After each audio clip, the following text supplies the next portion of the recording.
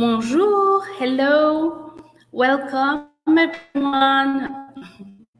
Bienvenue to episode 3 of our special French Heritage series.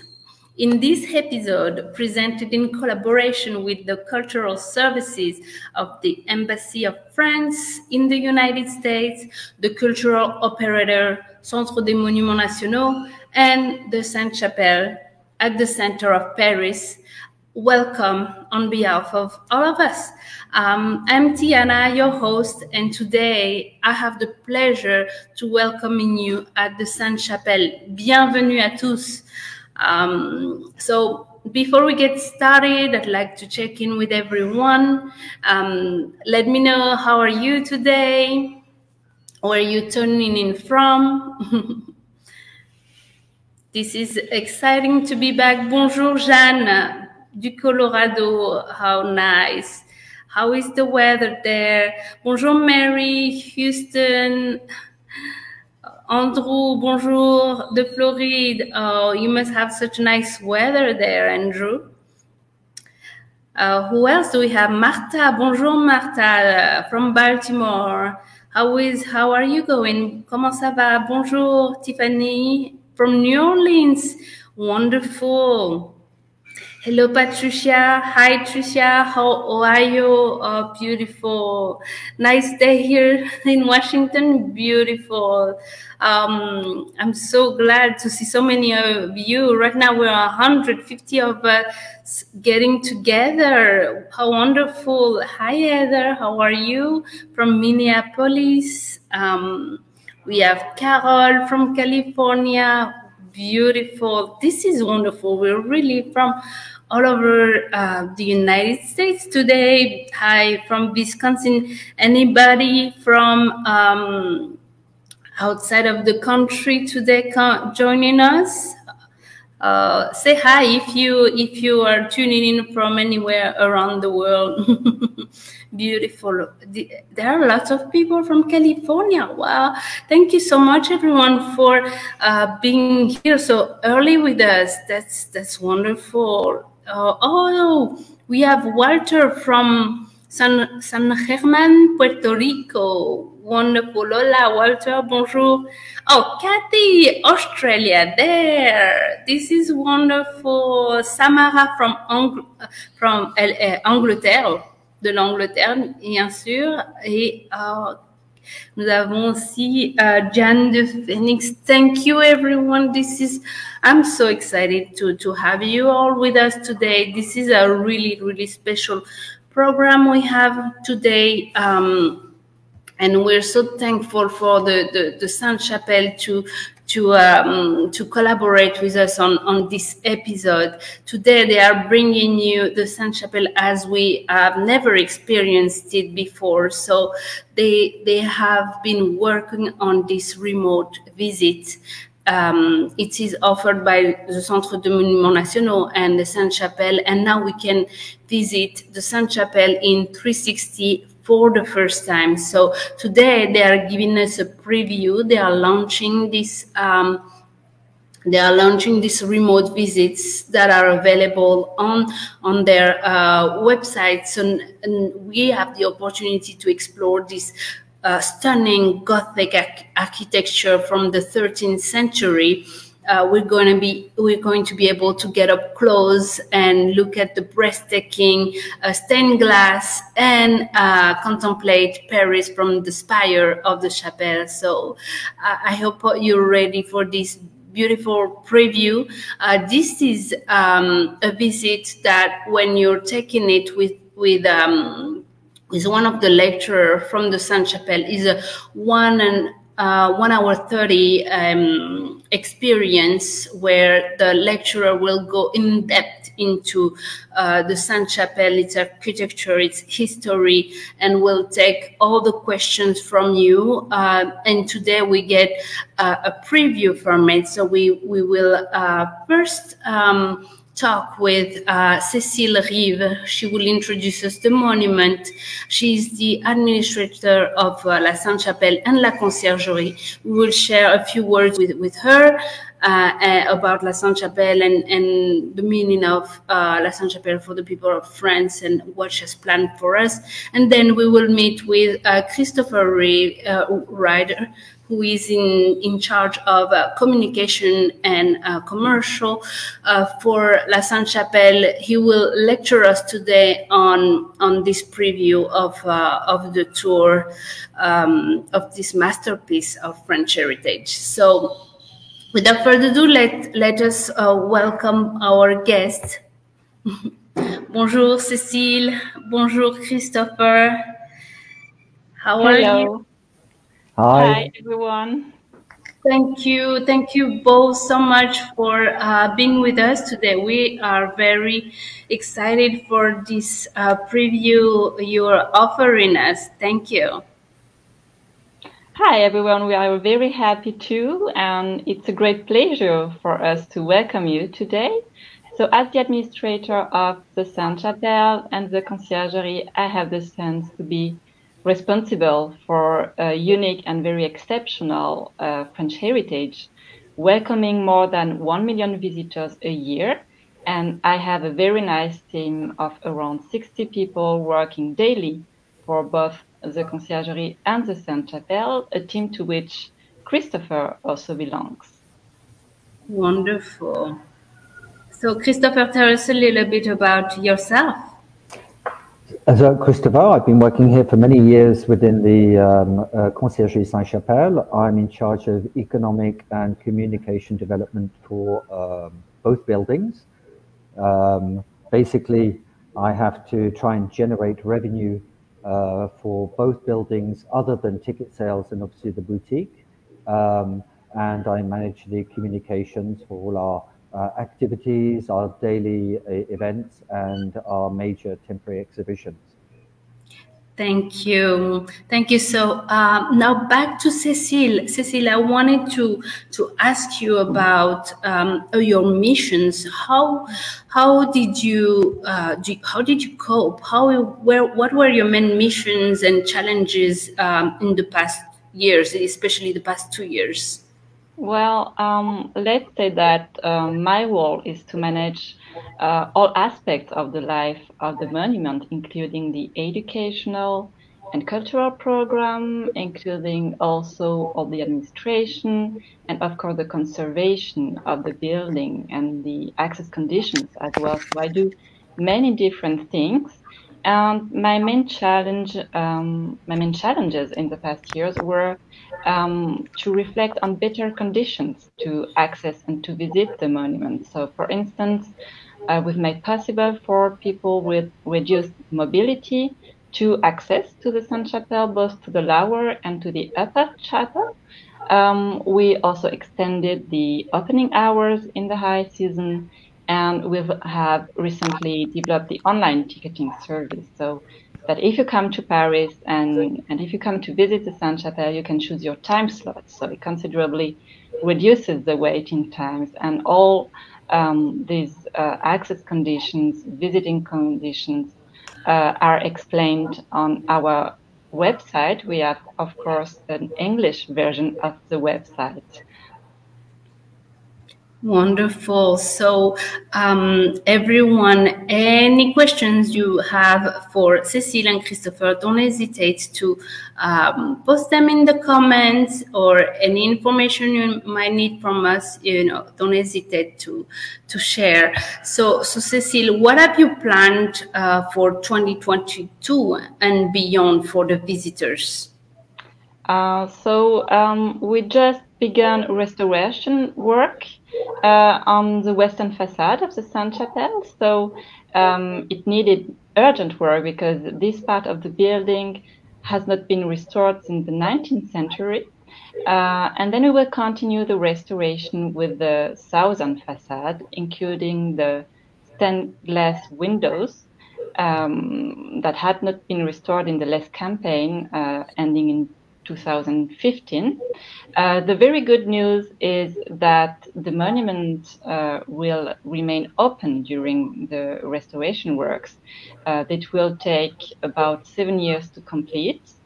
And so the first phase of the works don't impact the interior view. So if you come to Paris, you of course can visit the Sainte Chapelle and still admire the extraordinary light diffused by the stained glasses. So this is the very good news. We also have in this year, so 2022, a very exciting cultural program. For instance, if you come in autumn, we will host a sound creation made by Robert Wilson for the Sainte Chapelle. So it will be displayed every weekend from October this year to January next year. And if you come earlier, you can also attend to classic music concerts at the Sainte Chapelle organized by Euromusic Productions, and all these information are also on our website. And at least it's very important for us, but of course we want to maintain the connection with our international visitors who cannot maybe travel for the moment to and plan a trip to Paris. So that's why I'm so happy to share with you today this preview visit virtual tour that will give you access to areas that are not generally open to the public, and also it will give you some details of the stained glasses, for instance. So I hope that you will enjoy it, and I look forward to seeing you anyway. Thank you so much. Thank you so much, Cécile. So I just want to share again a few of the programs you're running here in the banners, so everyone can take notes. But you can also this preview is going to be available for 5 days until next Monday if you want to watch it again, or if you want to share it with friends and family. So those are the different programs Cécile just mentioned. Her and her team are working on right now.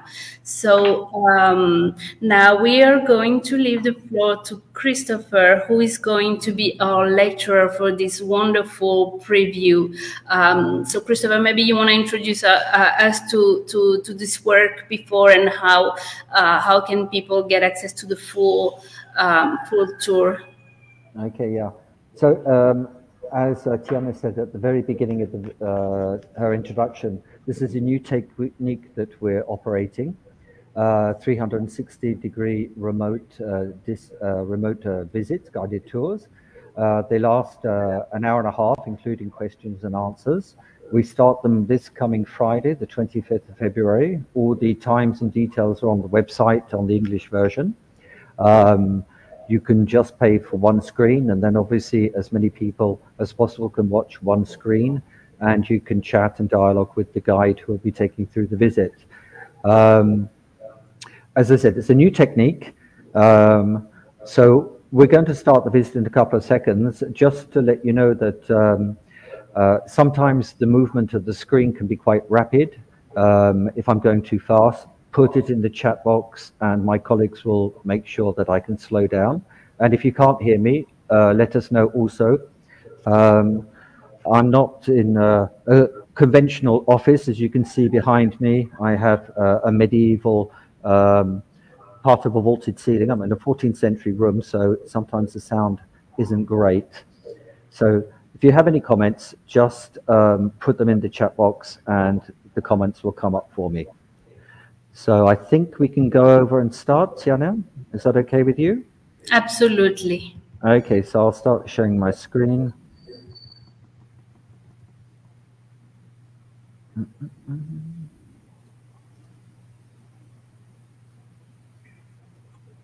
just going to share a few of the wonderful comments we're getting from our Okay, so hopefully you can all see the courtyard we're standing in.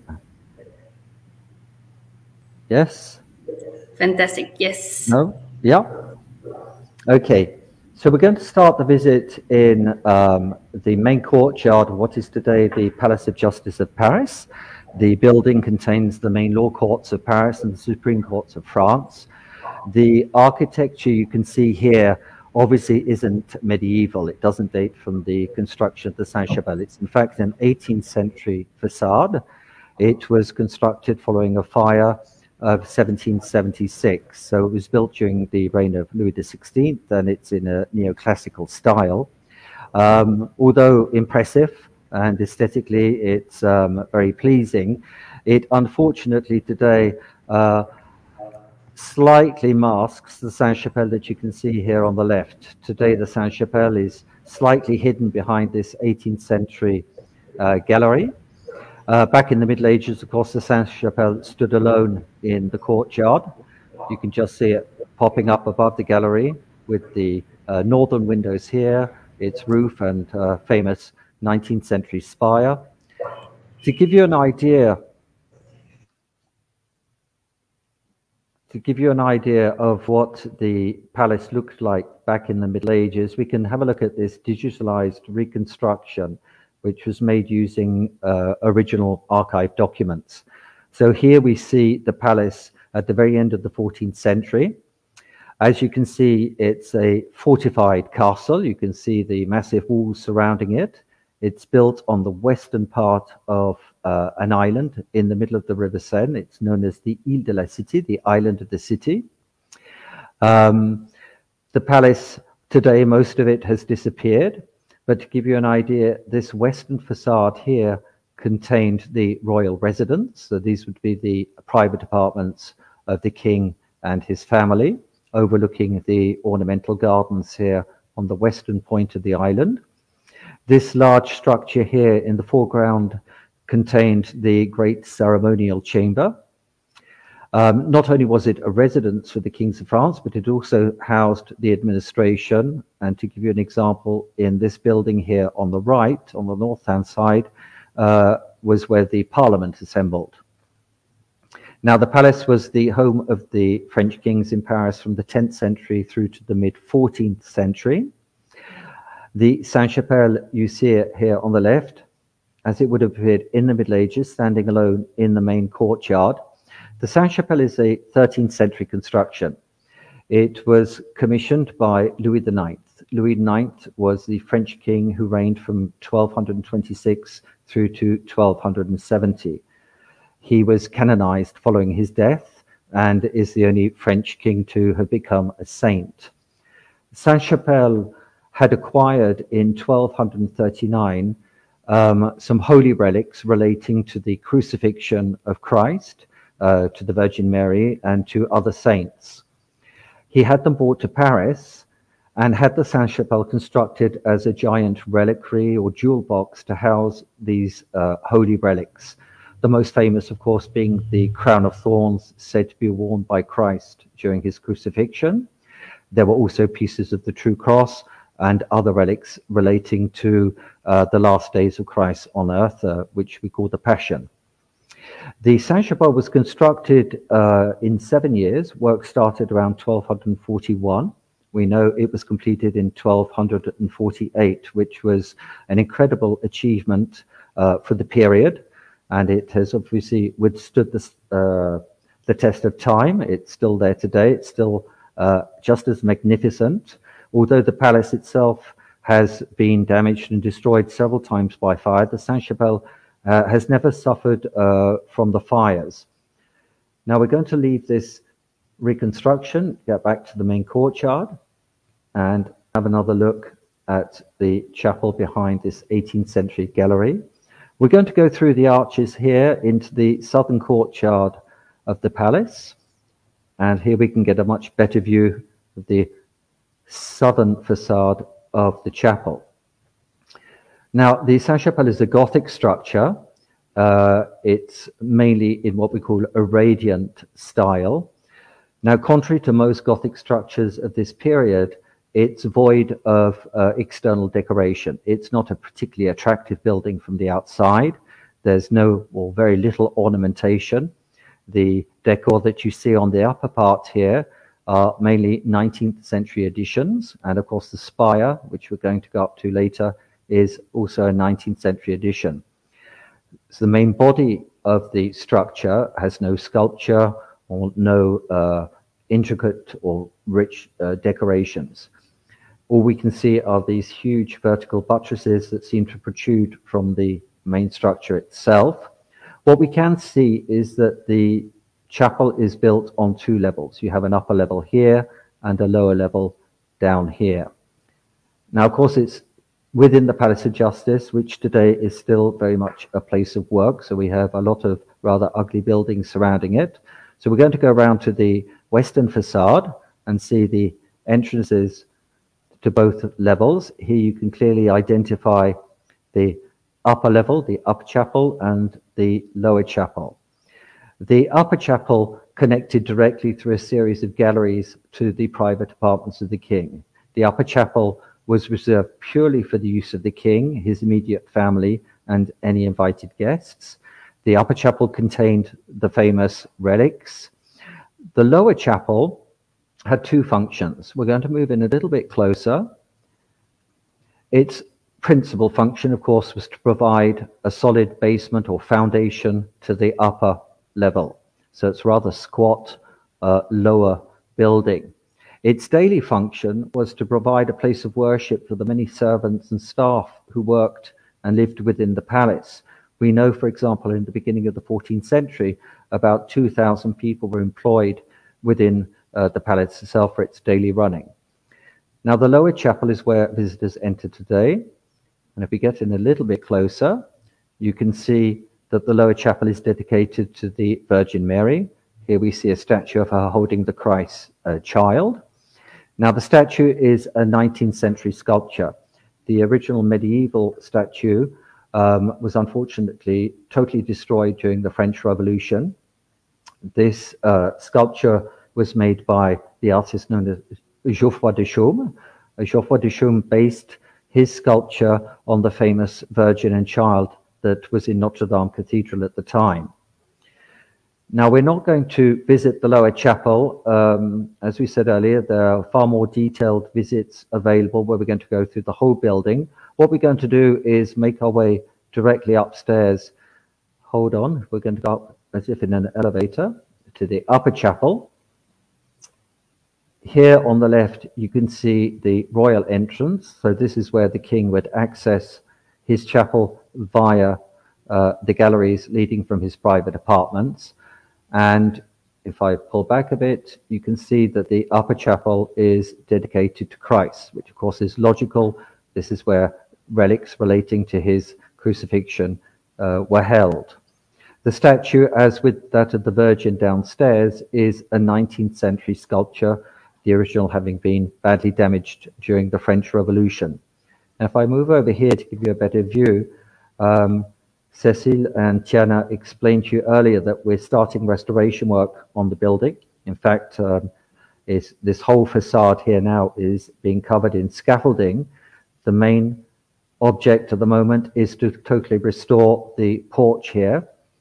The lower parts here, what we call the reliefs, are in fact 19th century. They date from the same time as the construction of the statue of Christ. And if we move in a little bit closer here, hopefully you can make it out. You can just see the difference here on the left and the right. We've been testing over the last year different methods to see how we can actually clean the masonry. Although the lower part is 19th century and relatively easy to clean, this upper section here, which is far more intricate, dates from the actual construction itself. This is medieval sculpture dating from the 13th century. And what's unusual and quite unique with the Sainte Chapelle is amongst the decoration you see here, the foliage and the floral decoration, we actually have traces of the polychromy, or the colors that we use, the different pigments to highlight the sculpture in the 13th century. So cleaning this part of the building is quite a challenge, as we don't want to erase the original pigments that are still visible. There's a lot of gold, blue, and red in amongst these sculptures here.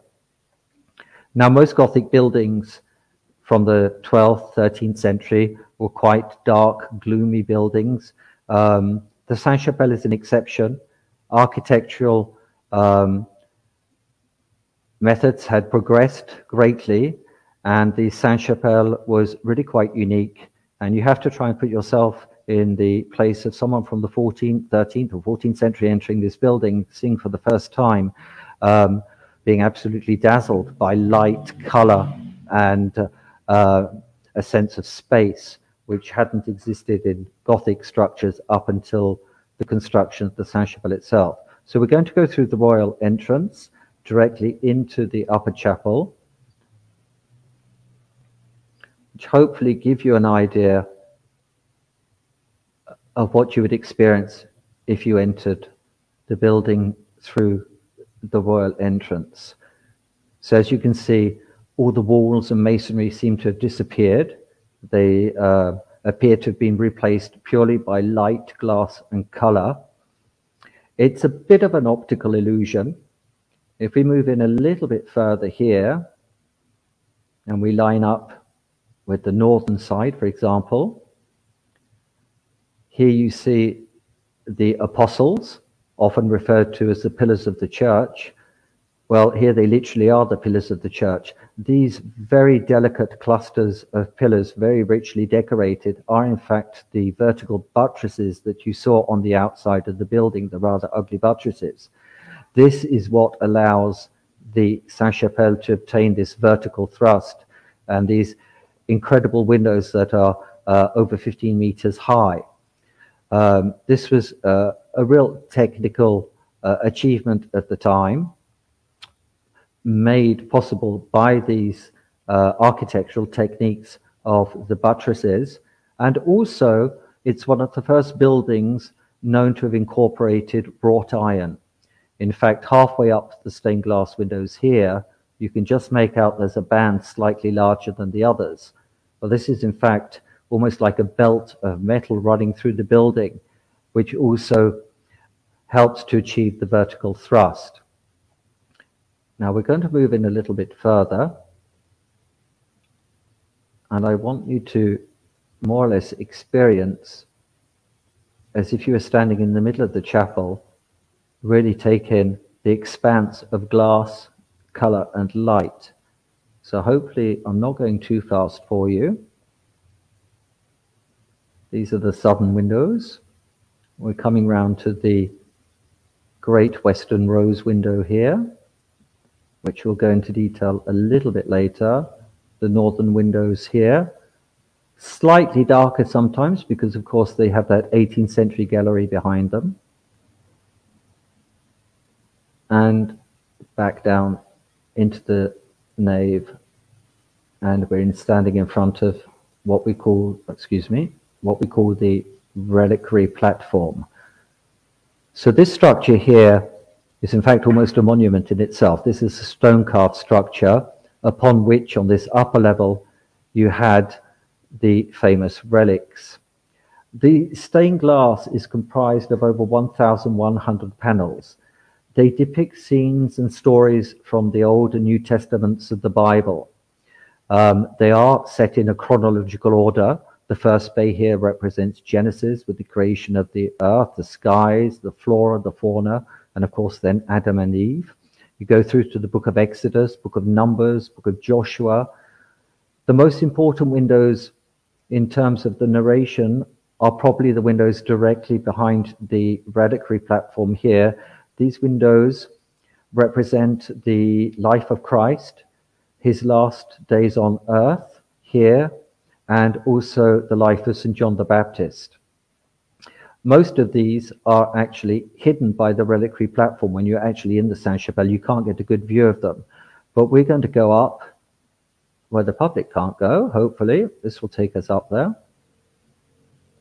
So here we are on top of the reliquary platform. I'll just spin us around so you get a view, a global view of the chapel seen from this level. Now, many people come to the Sainte Chapelle and say, well, where are the relics? Well, the relics aren't here anymore. The relics were actually removed at the very beginning of the French Revolution. They were housed in a huge gilded casket which stood on this platform. And here, this will give you an idea what it looked like. Let's get rid of that. So here it is in fact open. It was a huge solid silver casket covered in gold, precious and semi-precious stones. When opened, you could see inside the different reliquaries that contained the various objects. Of course, the most famous being the crown of thorns. And here you can see the reliquary, which is formed in the shape of a crown, pieces of the true cross, held in reliquaries in the form of crucifixes, and other relics relating either to Christ, to the Virgin Mary, or other saints. They were removed during the French Revolution. Many were sold off. The reliquaries were melted down for their value of the precious metals, and the stones were sold off. The crown of thorns remains today. It's not in the Sainte Chapelle. It was held until 2019 in Notre Dame Cathedral. It was one of the first objects that had to be saved during the fire. Now we're going to take a closer look at some of the windows, just to give you an idea. We can move in so you can see the quality of the 13th century stained glass. As you can see, each panel is made up of tiny pieces of glass. The color is fused at the time of making the glass itself, and then the detail is painted on. The main colors you see in the 13th century glass are the reds, golds, blues, and greens. Quite dazzling. The effect is incredible, almost 800 years later. This scene here might be familiar to some of you. Here on the bottom half of this panel, we see on the left the Archangel Gabriel. He's announcing to Mary that she's to become the Mother of God. Here on the upper part, we see Mary telling the news to her cousin Elizabeth. And of course, Elizabeth was later to become the mother of John the Baptist. And we'll just go behind the reliquary platform and take a very quick look at another scene that might be familiar to you. These two central bays, or lancets as we call them, actually represent the last days of Christ on earth. And here down in the bottom left-hand corner, hopefully you can zoom in a little bit, you can make out the famous Last Supper. In the middle of the panel, Christ is seated holding a chalice, and he's surrounded by his apostles.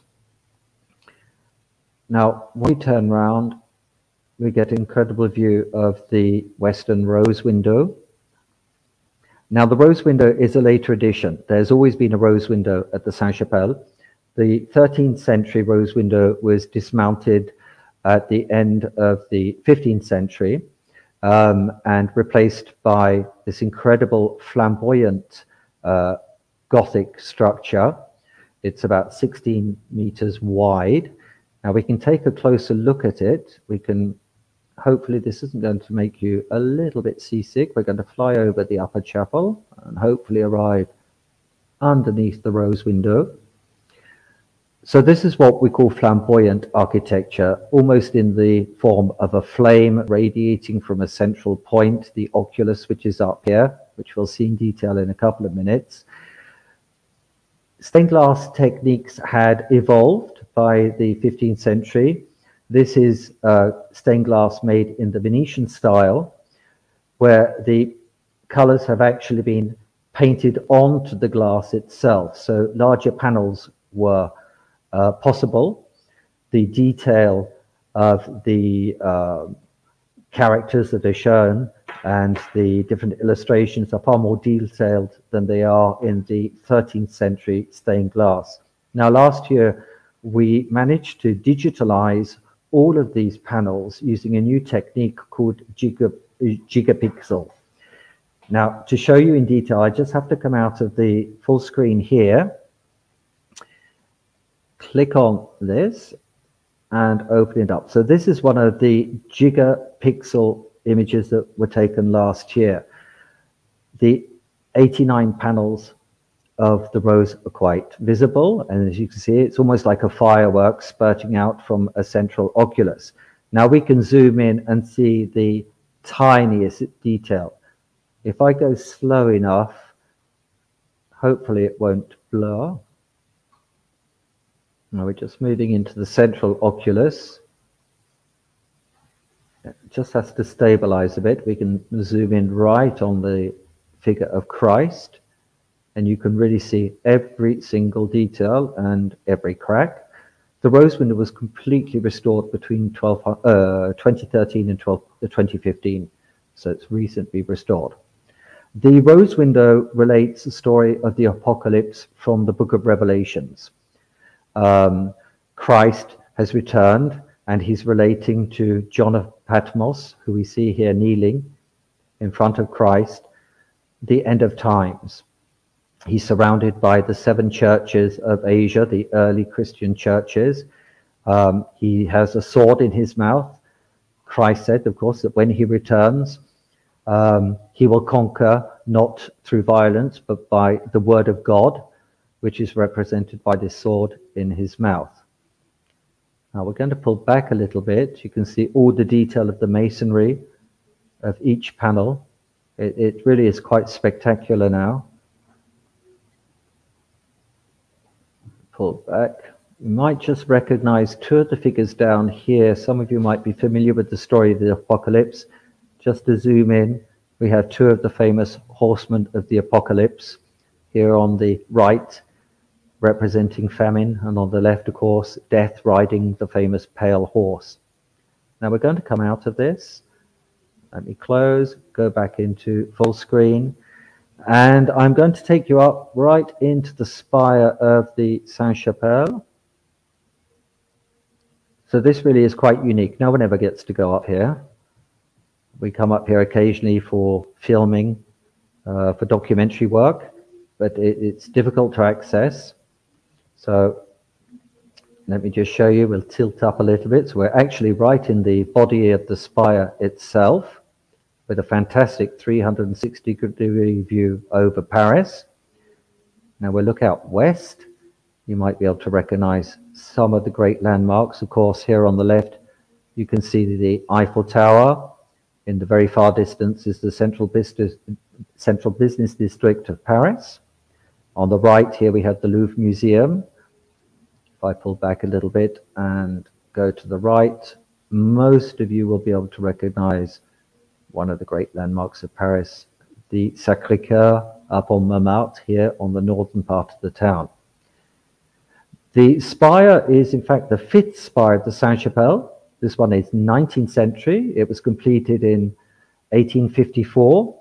It was an architectural achievement. It was quite incredible. In fact, so incredible that, in fact, Queen Victoria of England, when she visited Paris, came to see the actual structure being built. It served as a model for the spire of Notre Dame that, unfortunately, was destroyed in 2019. Now, we can't finish the visit without having a look at Notre Dame. For those of you who know Paris, you know Notre Dame is literally opposite the Sainte Chapelle. So here you see it as it appears today. Of course, 3 years ago, you would have seen the spire rising up between the 2 western towers and the roof along here. As you can see, work's still going on. The crane here above the towers. Hopefully, it will be accessible probably by the end of 2024. That's the hope anyway. And to reassure everyone, it has been announced that the spire will be an exact copy of the spire that was destroyed in the fire. On the very pinnacle of the Sainte Chapelle here, we see the great statue of St. Michael, the Archangel St. Michael. He's protecting Paris from his vantage point on the Sainte Chapelle. Now, one last look around. Yes, there's graffiti on the spire of the Sainte Chapelle. And what we're going to do is we're going to finish the visit. Hopefully, if I can control this thing, if we go up here, we can finish the visit back down in the courtyard where we started.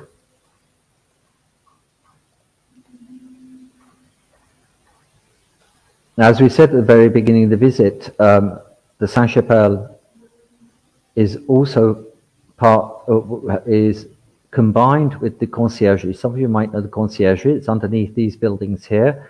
It has vast Gothic chambers dating from the time of the residence of the French kings from the early 14th century.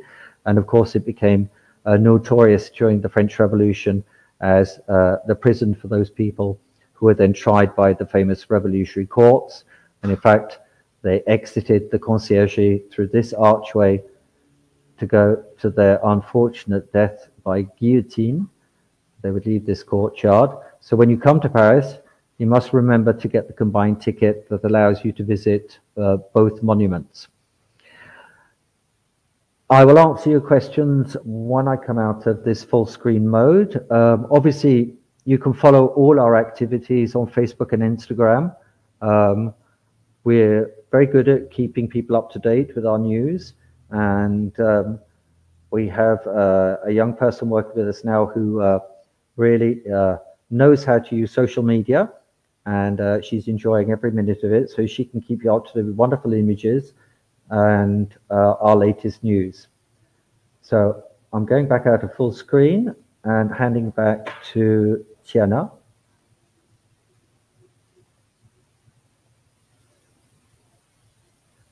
Wonderful. What a wonderful tour, Christopher. This was really, I don't have words, and I think, you know, many of our guests here share the same sentiment. I want to share with you a few, just a few.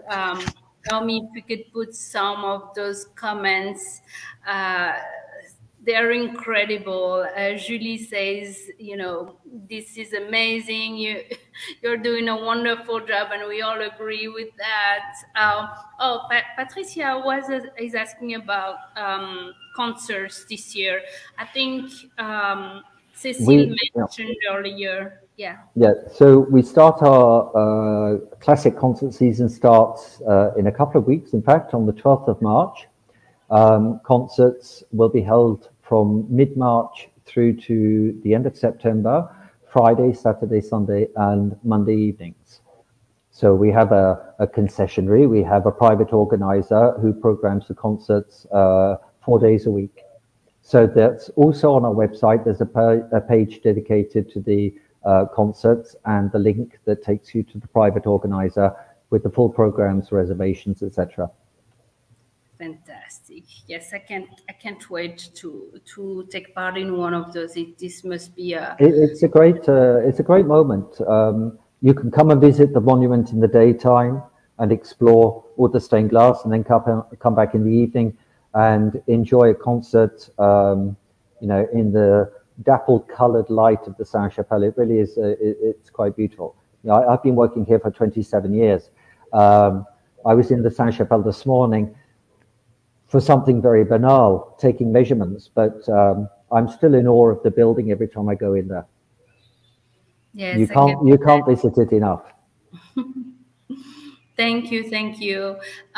We also just just maybe before we go into the next few questions. So again, this was a preview that Christopher has just shared with us, but the full visit with our lecturer from the Sainte Chapelle is available on their website. So we also are going to share in the comments the different the times that are available. So remind me, Christopher, the next visits are going to be available.